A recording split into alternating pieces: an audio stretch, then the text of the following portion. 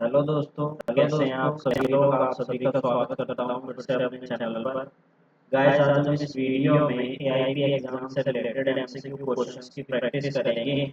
और आज के जो क्वेश्चन होने वाले हैं वो कॉन्स्टिट्यूशन लॉ पर होने वाले हैं। और कॉन्स्टिट्यूशन लॉ में भी जो अमेंडमेंट के प्रोविजंस हैं, यानी कि कौन सी अमेंडमेंट कब हुई है, इस पर आज के क्वेश्चन हमारे होने वाले हैं।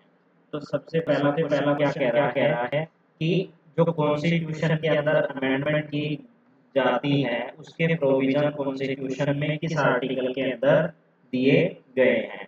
तो आर्टिकल नंबर 368 जो कि अमेंडमेंट के प्रोविजंस की बात करता है, इसलिए इसका सी ऑप्शन बिल्कुल सही जवाब है। बात करें अगले क्वेश्चन के बारे में। अगला क्वेश्चन क्या कह रहा है, कॉन्स्टिट्यूशन में अमेंड करने की पावर दी गई है इन सभी में से।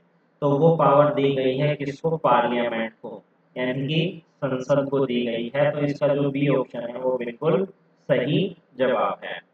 बात करें अगले क्वेश्चन के बारे में, मिनी कॉन्स्टिट्यूशन किसे कहा गया है कॉन्स्टिट्यूशन के अंदर। तो जो 42nd अमेंडमेंट है, 42nd अमेंडमेंट है, उसको मिनी कॉन्स्टिट्यूशन के नाम से जो है जाना जाता है। तो इसका जो हमारा ए ऑप्शन है वो बिल्कुल सही जवाब है। बात करें अगले क्वेश्चन के बारे में। अगला क्वेश्चन क्या कह रहा है कि जो 44th अमेंडमेंट है वो किस ईयर में पास हुई थी। जो 44th अमेंडमेंट है वो 1978 की अमेंडमेंट है। तो इसका सी ऑप्शन बिल्कुल सही जवाब है। बात करें अगले क्वेश्चन के बारे में। अगला क्वेश्चन क्या कह रहा है कि फंडामेंटल ड्यूटीज को ऐड किया गया था। फंडामेंटल ड्यूटीज को ऐड किया गया था किस अमेंडमेंट के द्वारा। तो जो 42nd अमेंडमेंट है उसके द्वारा। तो इसका बी ऑप्शन बिल्कुल सही जवाब है। बात करें अगले क्वेश्चन के बारे में, यानी कि वोटिंग की एज को 18 से बढ़ाकर 21 साल कर दिया गया। और ये किस अमेंडमेंट के द्वारा किया गया था। तो ये जो था 61st अमेंडमेंट जो हुई थी उसके द्वारा ऐसा किया गया था। तो इसका भी ऑप्शन बिल्कुल सही जवाब है।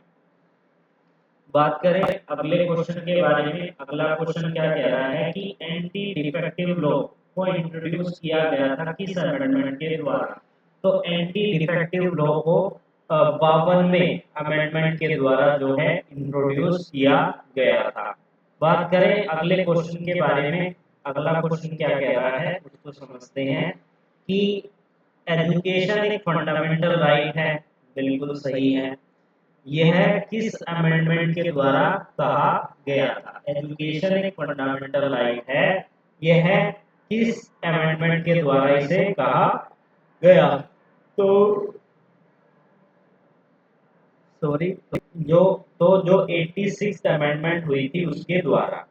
तो इसका सी ऑप्शन बिल्कुल सही जवाब है। बात करें अगले क्वेश्चन के बारे में। अगला क्वेश्चन क्या कह रहा है कि जो 73rd अमेंडमेंट है वो किस चीज से रिलेटेड है। तो वो रिलेटेड है पंचायत राज से।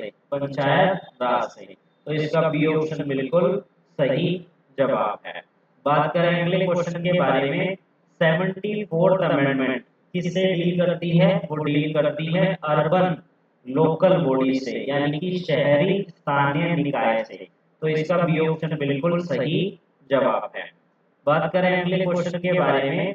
सोशलिस्ट सेक्युलर ये दो टर्म थी जिसे प्रियम्बल के अंदर शामिल किया गया। इसके अलावा एक और टर्म थी, वो आप हमें कमेंट सेक्शन में कमेंट करके बता सकते हैं कि वो कौन सी टर्म थी जिसे किस अमेंडमेंट के द्वारा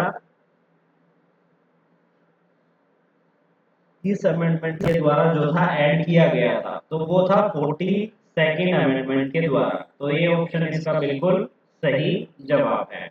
बात करें अगले क्वेश्चन के बारे में। प्रॉपर्टी के राइट को फंडामेंटल राइट से रिमूव कर दिया गया। और ऐसा किस आर्टिकल के द्वारा किया गया था। ऐसा किस आर्टिकल के द्वारा किया गया था। 44th अमेंडमेंट के द्वारा। किस आर्टिकल के किस अमेंडमेंट के द्वारा। Note article amendment 44th amendment के द्वारा। बात करें अगले क्वेश्चन के बारे में। जो गुड एंड सर्विस टैक्स से रिलेटेड अमेंडमेंट है इन सभी में से वो कौन सी अमेंडमेंट है। 101 की अमेंडमेंट। तो इसका जो बी ऑप्शन है वो बिल्कुल सही जवाब है। बात करें अगले क्वेश्चन के बारे में, 103 अमेंडमेंट किस चीज के रिजर्वेशन से रिलेटेड है?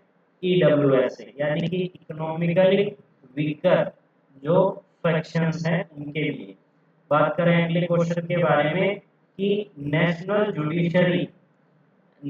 जुडिशियल अपॉइंटमेंट कमीशन का स्टैब्लिशमेंट किस अमेंडमेंट के द्वारा किया गया? किस अमेंडमेंट के द्वारा किया गया? 99th अमेंडमेंट के द्वारा। तो इसका जो बी ऑप्शन है वो बिल्कुल सही जवाब है। बात करें अगले क्वेश्चन के बारे में कि नेशनल कमीशन को कॉन्स्टिट्यूशनल स्टेटस मिला बैकवर्ड क्लासेस के लिए नेशनल कमीशन को कॉन्स्टिट्यूशनल स्टेटस मिला और किस अमेंडमेंट के द्वारा ऐसा मिला? 102 अमेंडमेंट के द्वारा। तो इसका बी ऑप्शन बिल्कुल सही जवाब है। बात करें अगले क्वेश्चन के बारे में, लोकसभा और स्टेट असेंबली में SC/ST की रिजर्वेशन की बात की गई है। SC/ST की रिजर्वेशन की बात की गई है किस अमेंडमेंट के द्वारा? 105 अमेंडमेंट के द्वारा। तो सी ऑप्शन इसका बिल्कुल सही जवाब है। बात करें कोऑपरेटिव सोसाइटी डील करती हैं। कोऑपरेटिव सोसाइटी से हमारी 97th अमेंडमेंट डील करती है। तो बी ऑप्शन बिल्कुल सही जवाब है। बात करें अगले क्वेश्चन के बारे में, ओबीसी की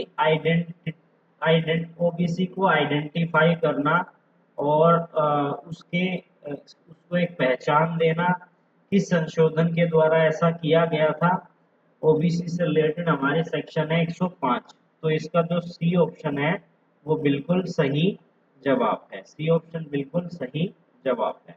बात करें अगले और लास्ट क्वेश्चन के बारे में, जो कहता है कि पार्लियामेंट में वुमेन के लिए रिजर्वेशन किस अमेंडमेंट के द्वारा इंट्रोड्यूस की गई थी? तो 106 अमेंडमेंट जो हुई थी उसके द्वारा। तो ये थे आज के हमारे इम्पोर्टेंट MCQ क्वेश्चंस। फिर मिलेंगे नई वीडियो में, तब तक के लिए धन्यवाद।